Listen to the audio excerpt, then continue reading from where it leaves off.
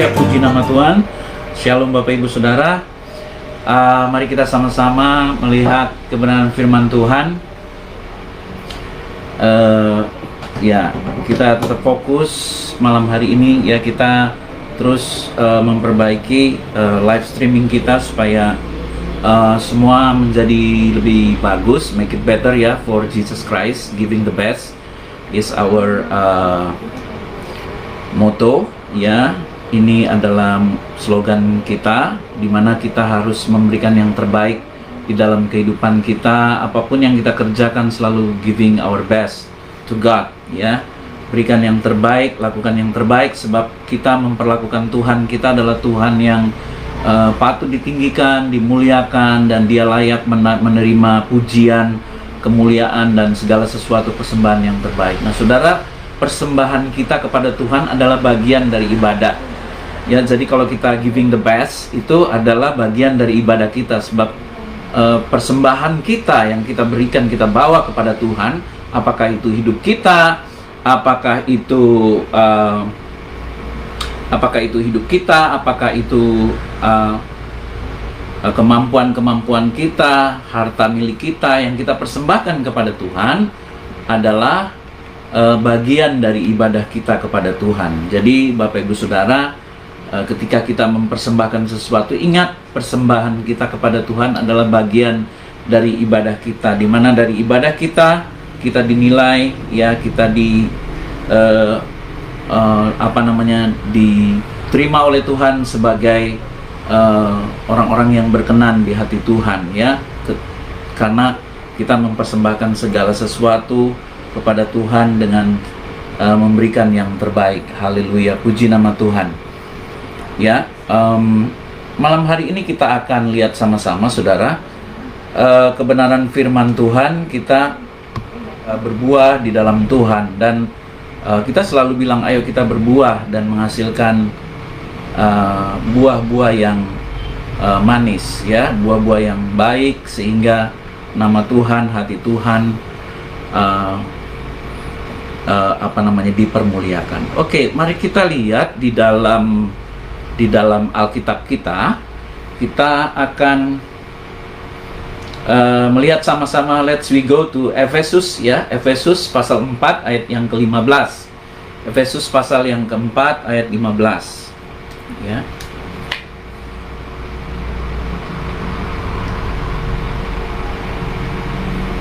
Efesus pasal 4 ayat 15.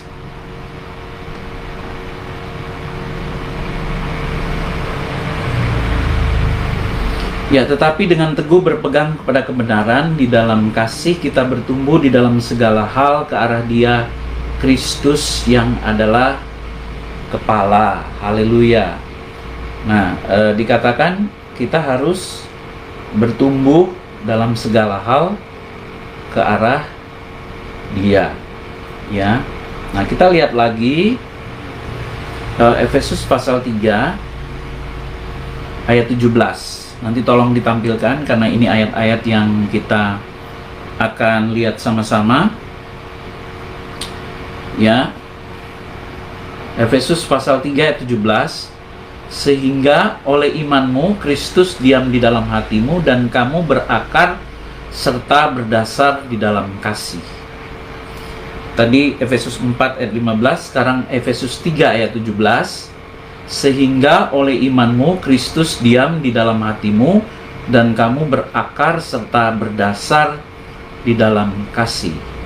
Kita lihat satu ayat lagi, Kolose pasal 2 ayat yang ke-7.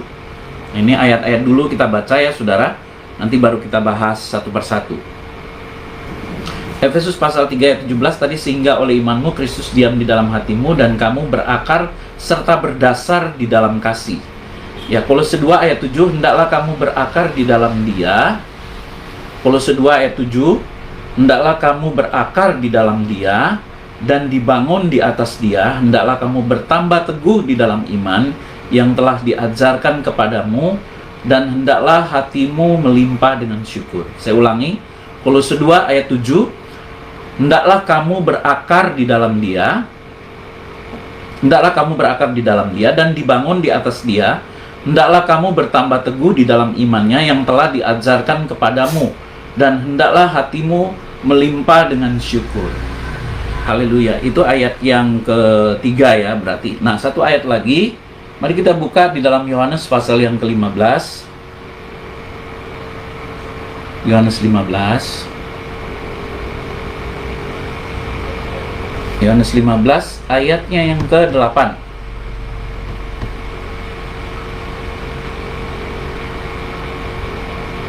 Oke. Yohanes 15 ayatnya yang ke-8. Dalam hal inilah Bapakku dipermuliakan, yaitu jika kamu berbuah banyak, dan dengan demikian kamu adalah murid-muridku. Ayat 8 saya ulangi lagi, Yohanes pasal 15, dalam hal inilah Bapakku dipermuliakan, yaitu jika kamu berbuah banyak, dengan demikian kamu adalah murid-muridku. Nah, tahukah saudara bahwa buah yang kita bicarakan adalah hasil dari proses pertumbuhan dan juga pengakaran.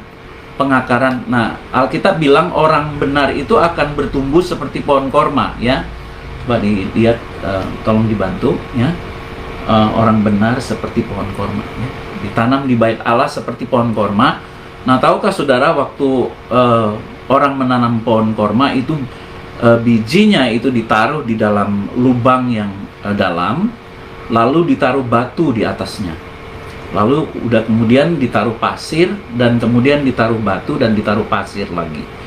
Nah, kenapa ditaruh batu? Karena itu akan menekan dia untuk terlebih dahulu berakar dan mencari sumber air yang akan menjadi pokok sumber kehidupan dia. Ya, jadi pohon korma itu akarnya bisa puluhan meter ya, bahkan ratusan meter ke dalam gitu ya. Jadi akar pohon korma ini sangat dalam dan sangat kuat. Itu sebabnya buahnya sangat manis. Ya, jadi Alkitab katakan bahwa kita harus berakar sebelum kita bertumbuh ke atas. Ya, jadi buah itu adalah hasil ini, saudara, hasil pertumbuhan. Nah, pertumbuhan itu tidak akan terjadi kalau tidak ada proses pengakaran dulu. Ya, ada? Ketemu? Ya, ayat berapa nih? Mazmur 92 ayat 11. Oke, kita lihat Mazmur 92 ayat 11 ya. Ayat 11 12 ya. Ayat berapa? Ayat 12 ya. Orang benar akan bertunas seperti pohon korma, akan tumbuh subur seperti pohon aras di Libanon. Ya. Jadi Alkitab katakan orang benar itu akan bertumbuh seperti pohon korma dan seperti pohon aras Libanon. Kalau bicara pohon aras Libanon itu bicara tentang daya tahan, kekuatan, dan juga keharuman yang membuat sebuah bangunan, karena pohon aras Libanon itu dipakai untuk bangunan bait Allah, bangunan yang megah, istana raja, itu dibangun dengan kayu aras Libanon ya. Dan kayu aras itu sangat mahal. Kalau ada saudara bisa mendatangkan kayu aras itu dari Libanon dan membangun rumah saudara, maka rumah saudara akan menjadi harga yang sangat mahal, karena itu dipakai oleh raja-raja zaman dahulu, orang-orang kaya, dibangun gedung-gedung pemerintah zaman dulu memakai kayu aras Libanon. Ya, sehingga daya tahan bangunannya itu bisa ratusan tahun, saudara ya. Dan keharuman itu bisa mengusir nyamuk. Kecoa nggak akan masuk, saudara, karena bau dari aroma pohon aras itu akan mengusir serangga-serangga, dan mereka tidak suka bau aroma dari pohon aras ini. Nah, itu sekilas tentang pohon aras. Tapi saya mau bicara tentang pohon korma, bahwa orang benar akan bertumbuh seperti pohon korma. Yang terjadi adalah firman Tuhan katakan, hendaklah kamu berakar di dalam Kristus. Kita tidak akan memperoleh buah, menghasilkan buah kalau kita tidak bertumbuh, dan kalau kita tidak ada proses pengakaran dulu ke dalam. Jadi kenapa kadang-kadang Tuhan mengizinkan tekanan di dalam kehidupan kita, supaya kita bukan fokus keluar, tapi fokusnya ke dalam diri kita dulu. Beresin diri kita dulu sampai kita benar-benar berakar, melekat, dan kita benar-benar ketemu namanya sumber air itu, yaitu Yesus Kristus. Dialah sumber air hidup yang tidak akan pernah kering dalam hidup kita. Ketika kita tahu bagaimana menemukan itu dan kita berakar di dalam Dia, maka pertumbuhan ke atas itu keluar, itu akan terjadi dengan otomatis. Ya.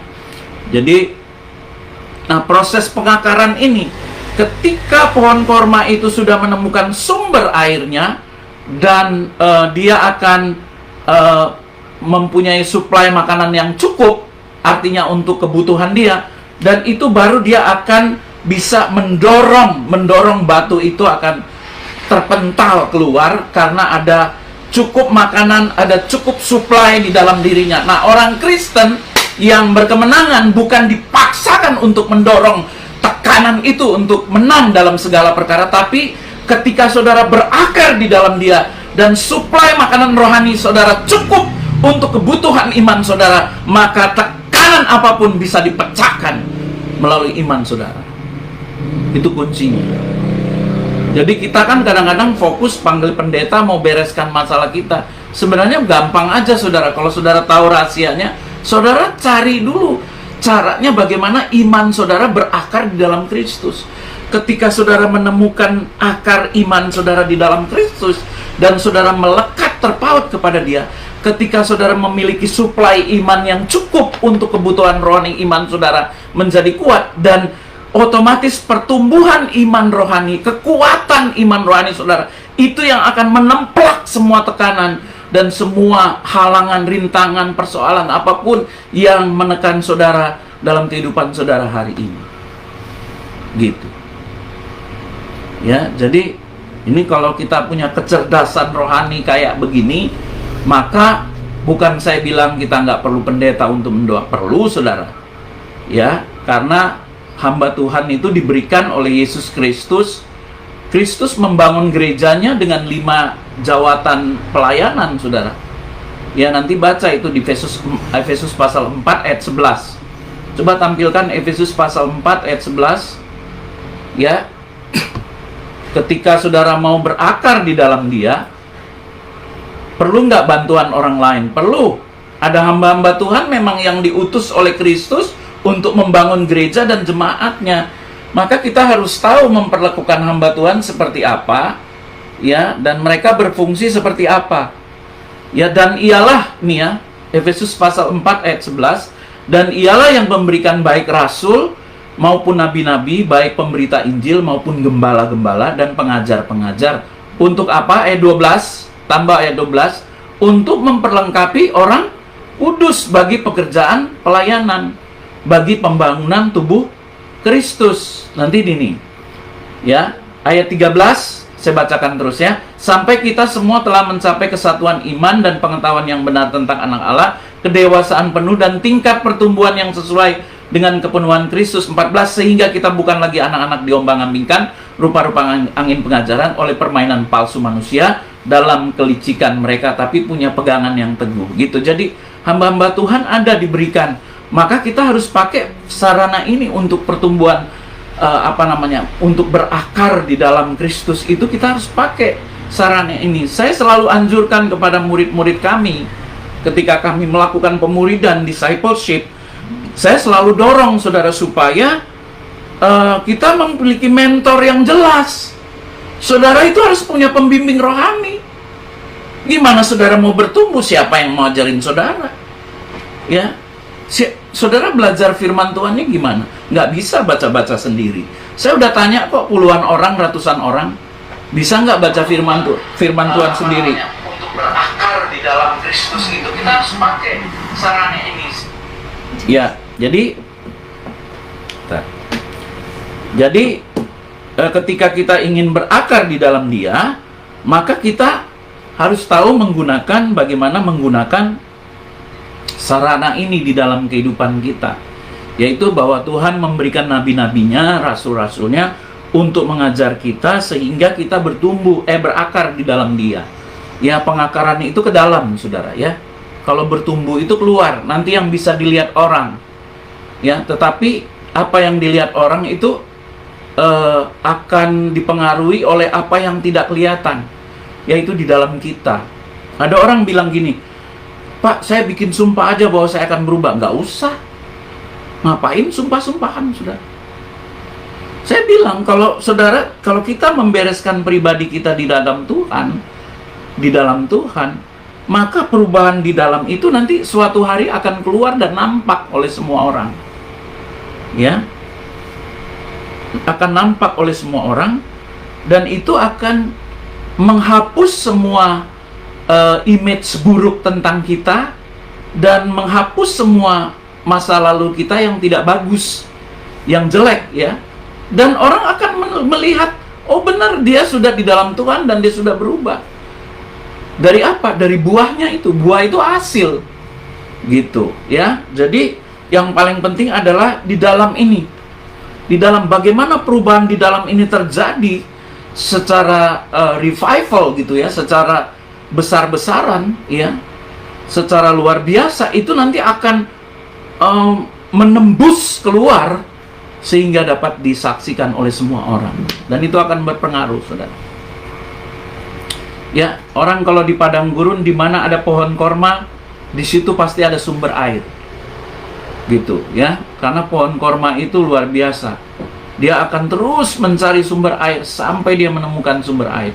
Ini dahsyat. Makanya firman Tuhan itu ditulis dari Timur Tengah sana bukan secara kebetulan. Memang Tuhan sudah Tuhan tahu apa yang mesti dikerjakan ya. Alkitab ditulis dengan budaya Timur Tengah begitu ya.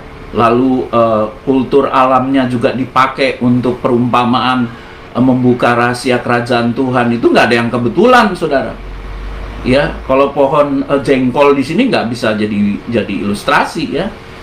Tapi kalau pohon korma itu kan luar biasa. Udah pengakarannya, prosesnya begitu panjang sampai mereka harus menemukan sumber air. Jadi orang percaya itu di dalam dirinya, dia harus benar-benar namanya pribadinya dengan Tuhan. Jadi gini, pribadi dengan Tuhan, saudara nggak usah ngomong-ngomong dengan orang lain, nggak perlu. Saya sudah berdoa, apakah saya sudah berdoa atau belum? Nggak perlu. Saya selalu tekankan, bahkan kepada anak-anak saya, gini, kalau kamu ikut mesbah tapi di dalam hatimu nggak ada keintiman dengan Tuhan, itu juga nol. Yang penting tuh keintiman hatimu dengan, di sini kamu latihan. Jadi mesbah, ikut ibadah itu latihan rohani namanya. Bersekutu dengan sesama tubuh Kristus, sesama anggota jemaat Tuhan, ya, dengan keluarga. Itu bagaimana kita bersekutu satu dengan yang lain. Tapi pertumbuhan dan proses kedewasaan rohani itu nggak bisa melalui proses itu, enggak, saudara. Tapi bagaimana di dalam diri kita ini pencarian kita akan Tuhan itu sedalam itu. Pencarian kita akan Tuhan itu benar-benar sampai kita berhenti gitu, sampai menemukan sumbernya dan connected dengan sumber itu dan tidak kemana-mana lagi. Haleluya. Puji Tuhan. Nah, saya berdoa supaya malam hari ini kita mengerti hal ini. Carilah Tuhan selama ia ditemui. Pencarian saudara akan Tuhan, saudara bisa lakukan dengan berbagai cara yang Alkitab ajarkan. Ya, berdoa puasakah itu? Ya, merenungkan firman Tuhan. Dan jangan lupa cari pembimbing-pembimbing rohani, guru-guru rohani yang mengajar saudara firman Tuhan.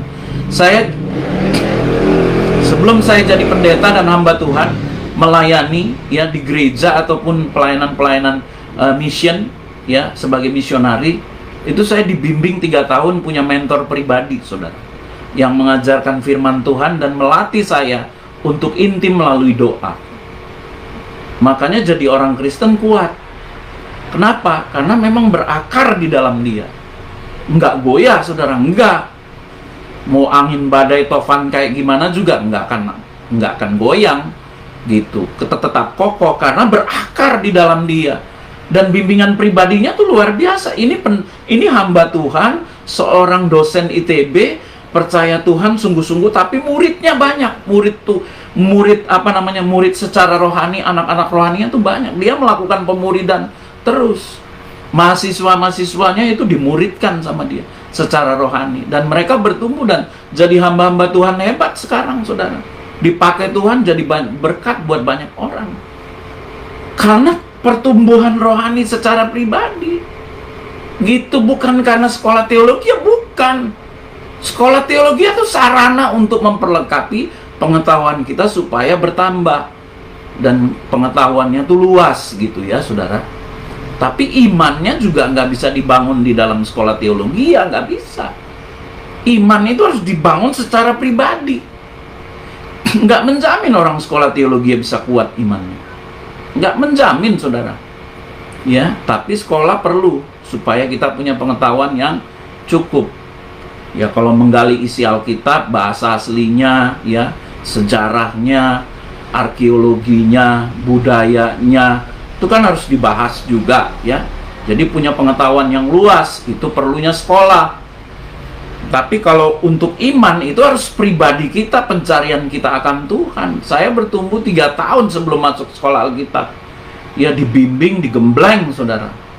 Bahkan sudah menjadi hamba Tuhan, sudah jadi gembala 15 tahun digembleng lagi. Masuk sekolah Proskuneo, ya diisolasi.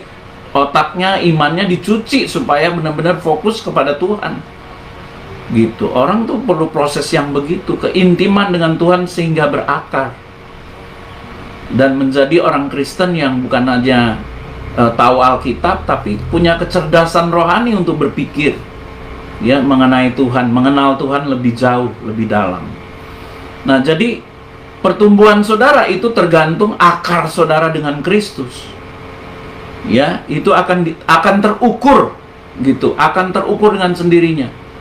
Kalau pertumbuhan imannya nggak tumbuh-tumbuh, ya khawatir terus. Orang boleh khawatir, tapi jangan khawatir tiap hari itu bukan iman.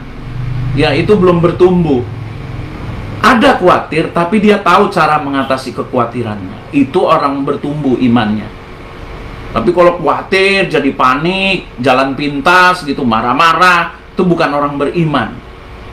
Ya, orang beriman tuh tahu cara mengatasi kekhawatirannya. Ya, bagaimana Pak? Ya sudah, kalau paling simpel tuh masuk kamar berdoa. Doa banyak-banyak, nggak usah banyak ngomong. Banyak ngomong juga akhirnya berantem, saudara. Bukan iman yang bertumbuh, malah banyak musuh.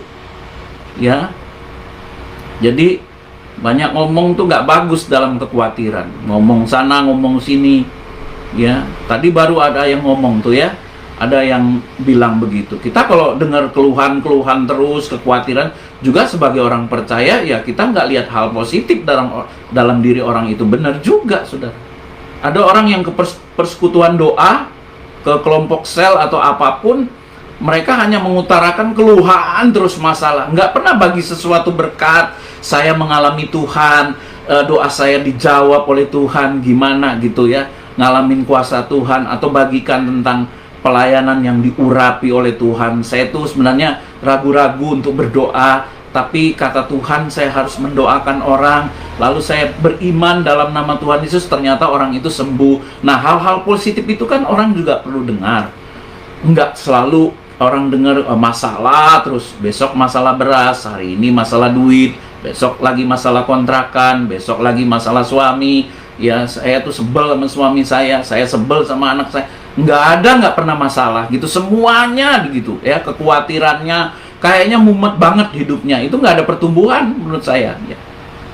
Yaitu yang ada bertumbuh masalahnya, bukan imannya gitu ya. Nah, kita bukan jadi orang Kristen kayak gitu kalau iman kita bertumbuh. Nah, oke, jadi berakar itu sangat penting. Nah, dalam kau bertumbuh, nah bertumbuh itu harus ada batasnya, saudara. Loh, kok gitu?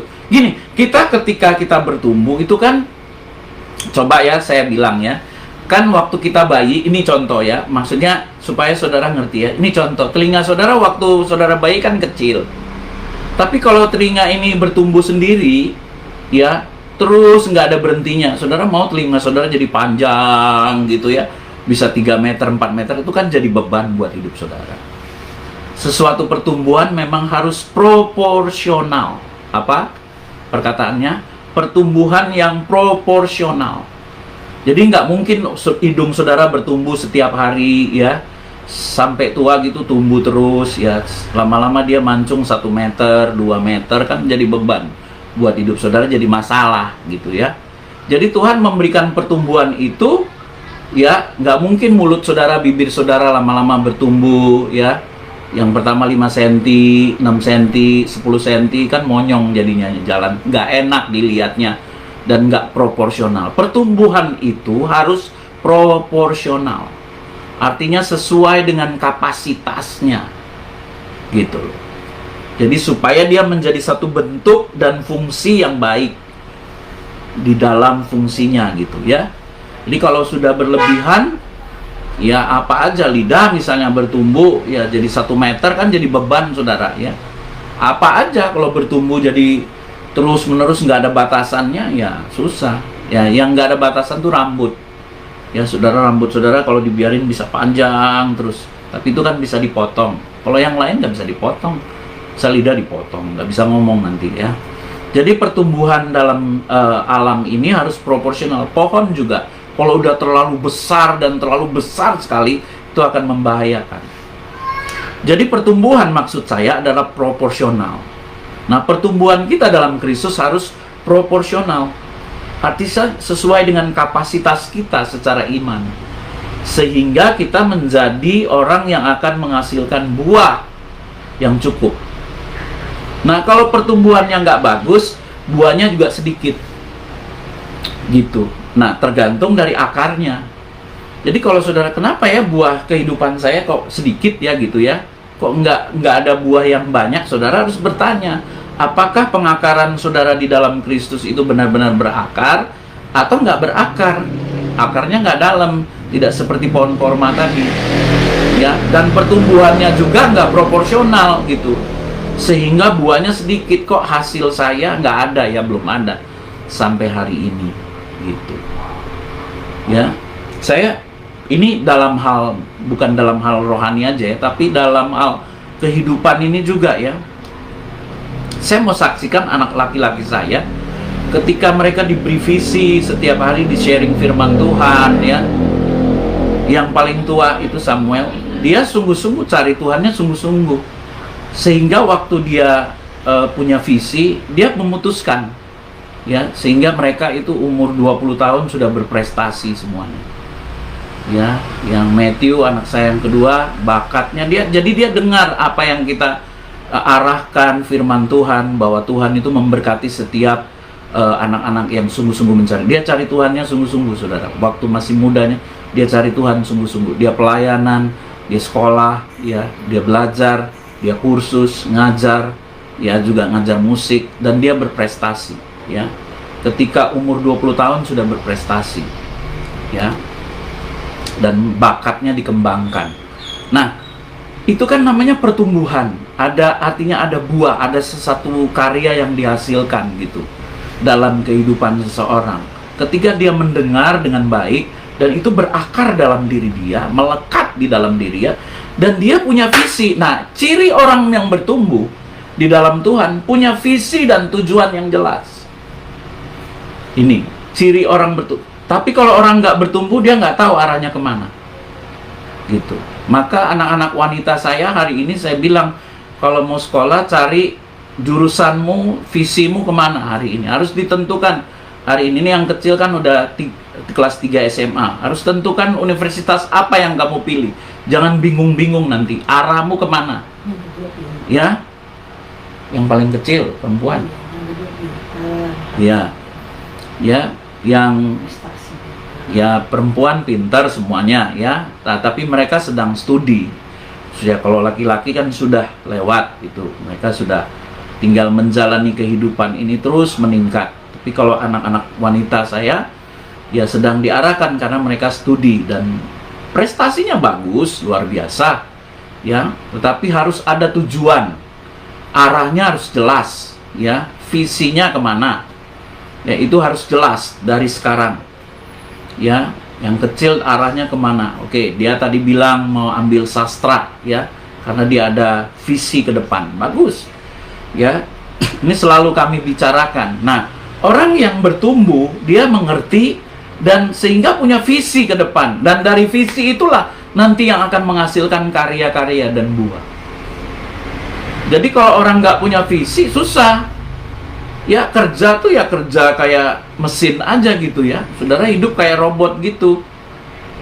Jangan saudara, ya kita apalagi dalam kerohanian, ini contoh aja ya. Dalam kerohanian kita mau lakukan buah apa yang kita bisa berikan kepada Kristus? Nggak bisa, karena kita nggak ngerti. Bertumbuh aja nggak ngerti gitu. Bertumbuh gimana Pak? Punya visi. Itu salah satu orang yang bertumbuh di dalam Tuhan. Apa visinya di dalam Tuhan? Apa panggilannya di dalam Tuhan? Itu harus jelas. Ya, kalau saudara dipanggil di marketplace untuk jadi berkat di sana dan bersaksi tentang Tuhan banyak, ya, membawa jiwa-jiwa melalui marketplace, itulah visi yang Tuhan berikan, dan saudara bertumbuh dan hidupnya terus berakar di dalam Kristus, dan banyak karya-karya yang dihasilkan secara luar biasa, sehingga banyak murid-murid Tuhan yang menjadi berlipat ganda, bermultiplikasi. Banyak orang percaya kepada Kristus karena hasil karya dan buah-buah yang kita hasilkan. Jadi intinya malam hari ini adalah ketika kita bicara buah, kita jangan bicara buah dulu, tapi berakar. Mari kita lihat Yohanes pasal 15 secara keseluruhan.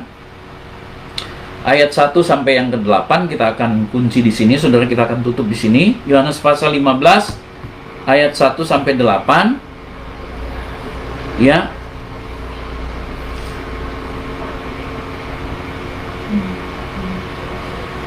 Akulah pokok anggur yang benar dan Bapakulah pengusahanya. Yohanes 15 ayat 1 sampai 8.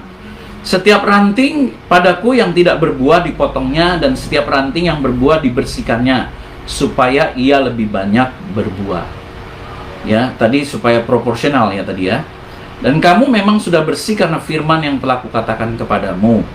Ayat 4. Tinggallah di dalam aku dan aku di dalam kamu, sama seperti ranting tidak dapat berbuah dari dirinya sendiri kalau ia tidak tinggal pada pokok anggur, demikian juga kamu tidak berbuah jikalau kamu tidak tinggal di dalam aku. Nah, ini pengakaran ya. Jadi melekat. Nah, Yesus itu pokok anggur. Ya, kita harus melekat kepada Dia, dan kita dikatakan kita harus berdasar, artinya memiliki fondasi yang kuat di dalam Kristus, ya. Hubungan pribadi, secara pribadi yang tidak kelihatan, saudara. Keintiman saudara itu mau seperti apa? Apakah saudara setiap hari bergaul dengan Tuhan, ya? Lalu mendengar suara Tuhan, tahu cara berdoa, tahu cara mendengar suara Tuhan, ya, dan tahu menangkap isi hati Tuhan dan firman Tuhan. Ya, ada pengertian yang luas terhadap firman dan kebenaran firman Tuhan. Itu penting, ya. Akulah pokok anggur ayat 5, dan kamulah ranting-rantingnya. Barang siapa tinggal di dalam aku dan aku di dalam dia, ia berbuah banyak, sebab di luar aku kamu tidak dapat berbuat apa-apa. Nah, ketika kita berbuah, saudara, kita dikatakan ciri orang yang bisa berbuah adalah orang yang melekat, artinya berdasar, dan ada pertumbuhan yang baik. Ya, ketika buahnya sedikit, dikatakan Yesus akan memotong bagian-bagian yang kering dalam hidup kita supaya kita lebih lebat berbuah. Jadi bagian-bagian yang menghalangi pembuahan itu, hasil buah itu, ya, buah itu akan dibersihkan oleh Kristus. Nah, orang yang berbuah bukan tidak mengalami proses, saudara, justru dibersihkan oleh Tuhan. Ya, kenapa kadang-kadang rasa gini, contoh suami istri, kami lebih banyak konseling suami istri, ya, calon-calon yang pasangan menikah atau mau menikah, yaitu ketika istrinya melakukan kesalahan, suaminya sakit hati.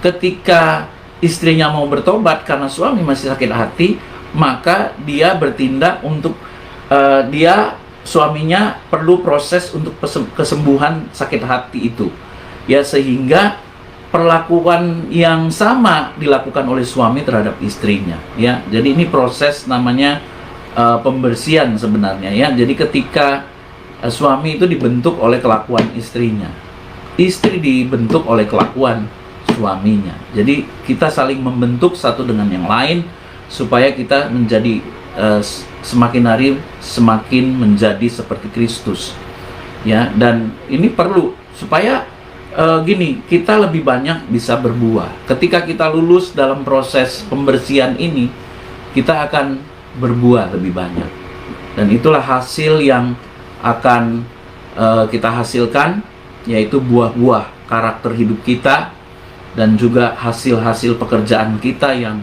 memuliakan Tuhan. Dan kita nggak perlulah pakai sumpah-sumpah gitu ya, janji dalam hati aja, dan tunjukkan bahwa suatu hari kamu berbuah, dan itu akan menghapus semua celah Mesir katanya. Celah apa? Celah Mesir.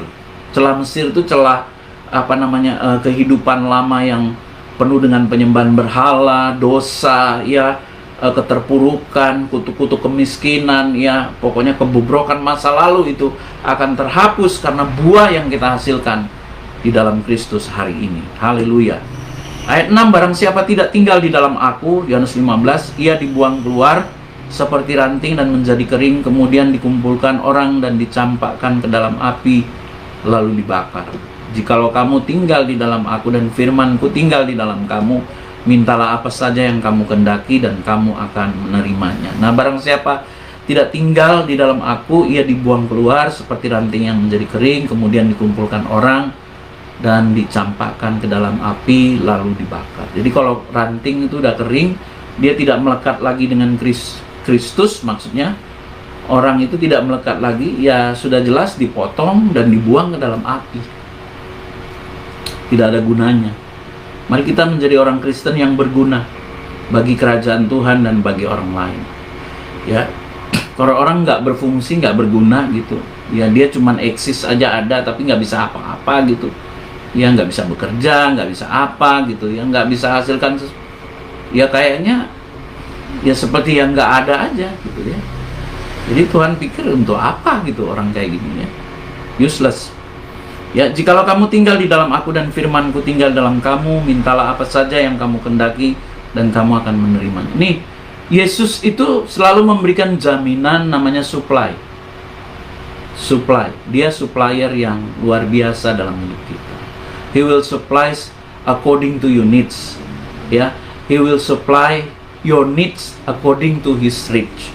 Ya, menurut kekayaan kemuliaannya dia akan supply semuanya. Kalau kita tinggal dalam firman-Nya dan firman kita tinggal dalam Dia dan firman-Nya ada di dalam diri kita, itu pengakaran namanya. Sehingga kita minta apa aja yang kita kehendaki, kita mau. Kita udah belajar firman dulu, saudara. Dan kita mengerti apa yang kita minta sesuai dengan firman-Nya, sesuai dengan kehendak-Nya, maka semua itu akan diberikan. Itulah yang membuat kita berbuah. Karena kita sudah mengakar dan bertumbuh dengan baik, dan itu yang akan menghasilkan. Minta apa saja yang kamu kehendaki, maka kamu akan menerimanya. Haleluya, puji nama Tuhan. Kita bersyukur malam hari ini, biar firman Tuhan ini, saudara, saya mendorong supaya kita terus bertumbuh, berakar, dan berbuah di dalam Dia bagi kemuliaan-Nya. Haleluya, apapun yang saudara kerjakan tidak menjadi sia-sia, tetapi memberkati kehidupan saudara. Amin. Saya undang istri saya. Haleluya, puji Tuhan.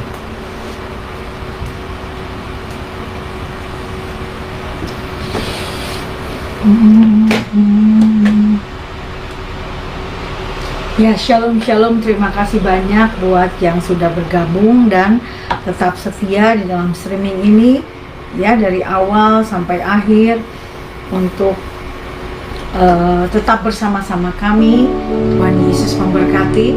Mari sama-sama kita tutup di dalam doa, saudara. Bapa terkasih, Bapa di dalam nama Tuhan Yesus Kristus, terima kasih Tuhan buat firman-firman yang telah Kau bagikan lewat mulut lidah bibir Pastor Yohanes. Kiranya firman yang sudah dibagikan tidak akan pernah berulang sia-sia. Kami imani Tuhan, firman itu masuk di dalam hati setiap kami yang mendengarkan, untuk benar-benar kami bisa mengaplikasikannya menjadi pelaku-pelaku firman yang berkenan di hati-Mu, Bapa. Ajar kami untuk menjadi pribadi-pribadi yang tidak memalukan dan tidak mendukakan hati-Mu, tapi kami mau menjadi pribadi yang berakar kuat, bertumbuh dan berbuah-buah lebat, hingga kami bisa menjangkau, menjaga jiwa-jiwa dimanapun kami berada, ya Bapa. Tidak menjadi orang yang biasa-biasa saja, tapi kami mau jadi orang yang luar biasa di dalam Engkau. Terima kasih Tuhan Yesus buat kesempatan hari ini. Terima kasih buat berkat-Mu. pada pagi, siang, sore hingga larut malam ini. Sebentar kami akan mengistirahatkan tubuh jasmani kami. Lindungi sertai tutup bungkus kami dengan darah Yesus. Baik kami maupun keluarga kami dan dimanapun saudara-saudara kami berada, kiranya Tuhan Yesus senantiasa menjaga dan melindungi kami. Ya, kami dijauhkan dari segala orang-orang yang berniat untuk berbuat jahat terhadap kami, baik secara langsung maupun tidak langsung. Kami patahkan dalam nama Tuhan Yesus. Kami juga menolak semua roh-roh keributan dan juga perpecahan, perceraian, dan juga segala bentuk kesalahpahaman, ketersinggungan, segala hal-hal yang dibuat dan renda-renda iblis untuk mempengaruhi iman setia kami.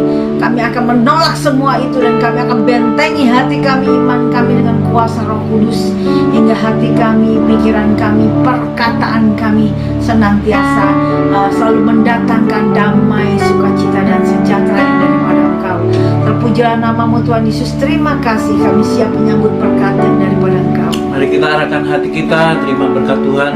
Kiranya berkat yang berlimpah-limpah dari Allah Bapa di sorga, kasih karunia yang tidak terbatas di dalam Yesus Kristus Tuhan kita, persekutuan yang manis dengan Roh Kudus, pengurapan baru, kekuatan, keberhasilan, perlindungan sempurna dalam rumah tangga, pribadi lepas pribadi, dalam pekerjaan, dalam usaha, dalam masa depan kita semua, mulai hari ini sampai Tuhan Yesus datang menjemput kita dengan permain, bahkan sampai kekal selama-lamanya, yang sudah dan sangat diberkati Tuhan. Mari sama-sama katakan amin. Haleluya. Tuhan Yesus memberkati. Selamat Thank you malam. Om Fran, ya. Thank you Tuhan Grace, Yesus memberkati. Mama, Cime, dan semuanya yang sudah mengikuti streaming ini dari awal sampai akhir dengan setia. Ya, berkat Tuhan ditambahkan dan tercurah berlimpah. Haleluya. Haleluya. We love you. God bless.